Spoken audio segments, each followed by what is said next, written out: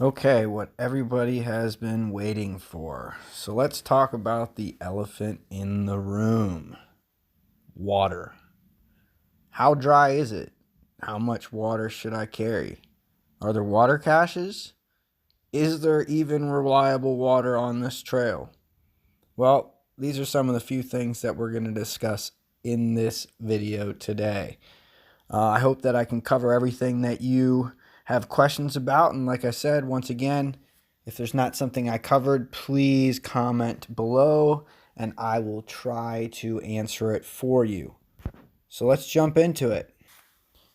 The first time I hiked this trail, I was going essentially southbound in September, and there was no real reliable information online, even in gut hooks, for water sources and reliable comments.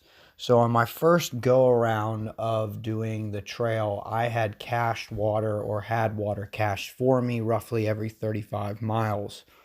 And I carried 6 liters, or I had a capacity of 6 liters of water.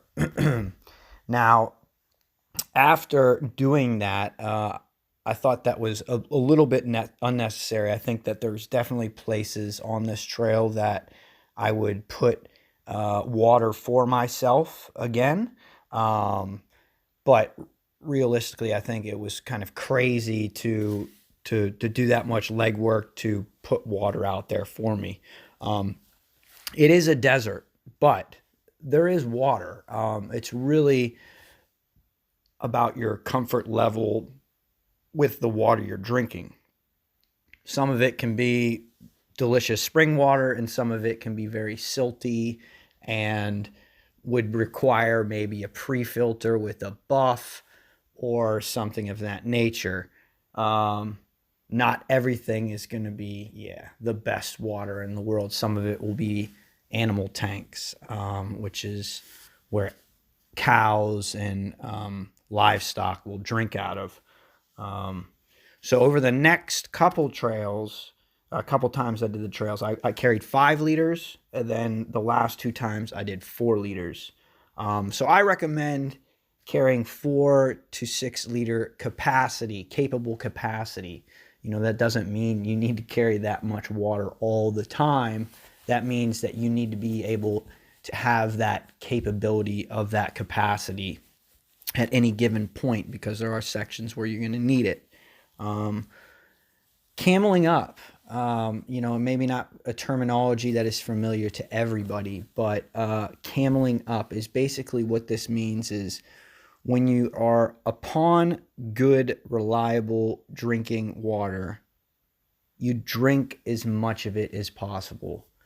Getting it in you opposed to carrying it on you is so much better for yourself.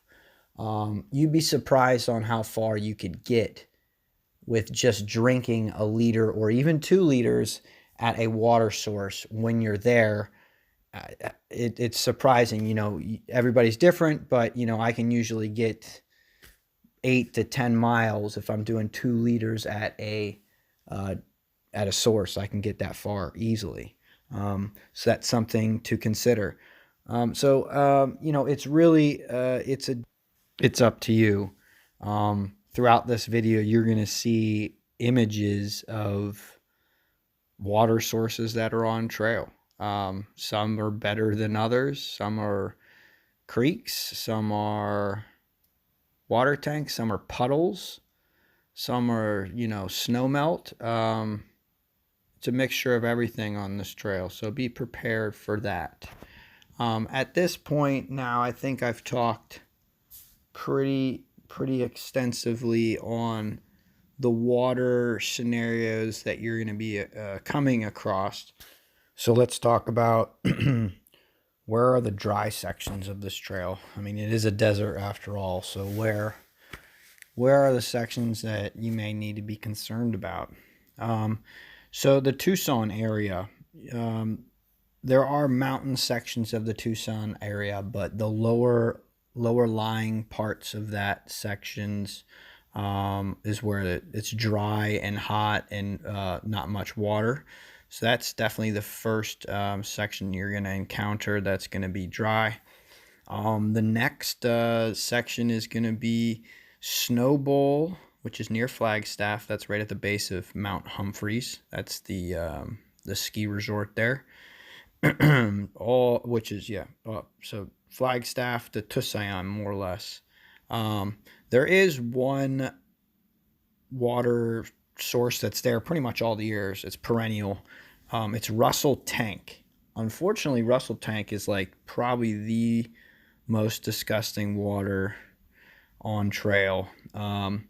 Many times I've gone past there and there's been floating carcasses in that water. So I wouldn't rely on that source. But water's water. If you need it, you need it. So you gotta drink it when you're in need. The next section that's pretty dry is the Grand Canyon. Yes, there is the Colorado River in it, but the Colorado River is generally very silty, and you can't filter from it. You will have water at the south rim, and you'll have water at the north rim and going up the north rim. But coming down the South Kaibab Trail, there is no water on the South Kaibab Trail. So you won't have water until you get down to the first campground. And then next and final section that can be dry depending on when you are hiking is the north rim of the Grand Canyon. So there's a lot of things that are listed on gut hooks about water sources. Most of them are water tanks or springs that are no longer active. So it really just depends about snowmelt. If you're hiking there after snowmelt, it shouldn't be any problem having water up there. There should be some residual water left over. But any other time, it can be pretty dry. So keep that in mind. Water caches. Where are they? Are there any of them that are reliable? Realistically, water caches are a bonus. Don't expect them, unless you're putting water in there yourself. More and more people are hiking the Arizona Trail, so water caches have been running low and thinning out a lot earlier than other trails. For example, you could look on gut hooks and you could see a comment saying there are 3 gallons of water at that location, maybe 20 miles in front of you. Well, unfortunately, if there's only 3 gallons, that's not going to help that many hikers. So that 3 gallons will go pretty quickly. So just be aware of that situation. Another, prime example is a Picket Post Trailhead water cache. It was maliciously emptied a couple years ago, and I came upon it kind of in a desperate spot and needed water. And there was, I don't even know how many gallons were listed there, but when I got there, there was nothing. I mean, literally nothing there at all. Not an empty, nothing. So keep that in mind. Where could you expect them? You could potentially see them at road crossings or trailheads. And there's certainly a lot of new water caches / bear boxes or food resupply spots where you can store food or water for yourself or have it stored for you for yourself along the trail. Those newer ones have been installed since 2020. And I'm going to go through the list of those water cache / bear boxes that you could find on trail or could potentially expect water or put water for yourself or put food for yourself. So I'm going to jump right into that right now. So let's do it, y'all. Water cache bear boxes. Starting at the border, the south border, and heading north, I'm going to list the mile markers and the name that you could find them potentially on gut hooks. So mile marker 111.1, that's Sajorita Trailhead. I've always gotten water here. I almost count on it. which I know is going against everything that I said, but it's always been stocked. There must be an angel that is stocking that one because it has always been stocked for me. The next one is mile 154.7. That's Reddington Pass. That's a newer box. I haven't been there, so I can't speak anything on it. Like I said, there's a lot of newer ones because of the donations for this trail. So there are lots of new ones that I'm unaware of. Molino Basin Trailhead. This is newer as well. When I walked through there many times, I just walked right to the campground that's right near it and got water there. That's mile 165. The next one is mile 207.9. That's Cherry Valley Wash. Once again, this is a newer one. You can put food or water in this. It's completely up to you. Mile 209.6, Tiger Mine Trailhead. This is also a newer box. Next one's mile 236.7. That's Freeman Road. New.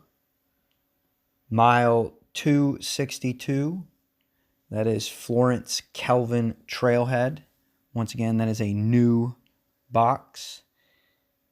Mile 300.6. That's Picket Post Trailhead. This is the one that I had talked about earlier in the video about when I came through there and somebody had stolen the water cache. There is a lot of public lands around there. There was thoughts that somebody who was staying in the public lands had stolen it. I don't know if there's any truth to that, but that was a place I could have used water and there wasn't. But there is a box there. It's been there for a while. The next one is mile 456.7. That is the Pine Trailhead. That's going into Pine, Arizona. If you're going into Pine, it really doesn't make a difference. There's a brewery right there. I hear that there's water and beer as well. So you can go to that brewery, and there's actually a hiker box at that brewery, surprisingly. The next place is mile 494.6. This is the Blue Ridge Trailhead. This is a newer box as well. The next two that I'm going to talk about are the ones that I think that if you were going to put water for yourself, that I would recommend one of these two places to cache water. And you could contact the list of trail angels, which is on AZT.org website. If it's really hard to find it on the website, so I just Google AZT Trail Angels, and they list it based on the sections. So that would be like the Flagstaff area. So I would definitely have water put in one of these two places. And the first place would be mile 612.7. This is Kelly Tank. This box has been here for a while. I think it's called the Trail Troll or something is the one that maintains that one. Always been stocked, but more and more people are hiking this trail, so it's been diminishing. So I would have water cache there. Or the other place would be mile 625.5, which is the Cedar Ranch Trailhead. This is a very flat section of trail. It's been more and more popular with high school runners, cross-country runners. So they've been going through some water there. They have recently been stashing water there for themselves, but the water caches have been diminishing up there. Just an FYI. And the last final one that you're going to have before you hit the border is mile 763, which is the Orderville Trailhead. Yeah, so those are the places that you could potentially put water. You know, there's people that store water just on the ground, and that's totally fine. But, you know, the desert's a dry place, and we're not the only people searching for water. So animals, it's a possibility for animals to poke into a container and drain that if it's not kept in one of these bear boxes that we just talked about. So that's something to consider as well. All right, well, I think that has pretty much covered everything today about water, water caches, the dryness of the trail. For me, I think that the kind of the dryness of the trail is part of the difficulty and part of the intrigue for me to hike this trail. So to each their own, hike your own hike, but I do appreciate everybody's time, and slap a like if you enjoyed this video, and be sure to subscribe. I'll be doing lots of more videos upcoming on the Arizona Trail. I do have a few already posted, one on resupply, one on the overall of the trail, and then also one on gear. All right, until the next time, take care. This is Calves. See you on trail.